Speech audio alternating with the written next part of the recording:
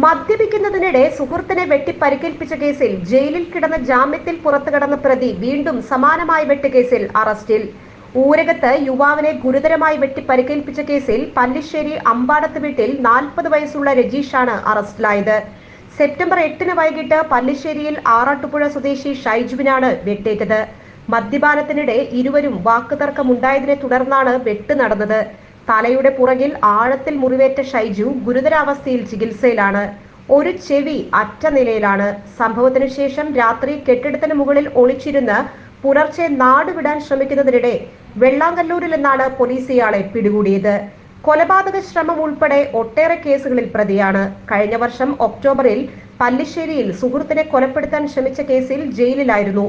ഈ കേസിൽ ജാമ്യത്തിൽ കഴിയുകയായിരുന്നു. 2021 ജൂണിൽ മൊബൈൽ ഫോണിൽ വിളിച്ച് ശല്യം ചെയ്ത് ചോദ്യം ചെയ്ത യുവതിയെ ഊരകത്ത് വെച്ച് അടിച്ചു പരിക്കേൽപ്പിച്ച കേസിലും പ്രതിയാണ്. 2017 ഊരകം അനിത തിയേറ്ററിനു സമീപം വെച്ച് ഊരകം സ്വദേശിയെ മൺവെട്ടികൊണ്ട് വെട്ടിപ്പരിക്കേൽപ്പിച്ച കേസിലും പ്രതിയാണ്. മദ്യത്തിനടിമയായ ഇയാൾക്ക് ചേർപ്പ് സ്റ്റേഷനിൽ 3 കൊലപാതക ശ്രമക്കേസുകൾ ഉണ്ട്. പേരാമംഗലം സ്റ്റേഷനിലും ഇയാളുടെ പേരിൽ കേസുണ്ട്.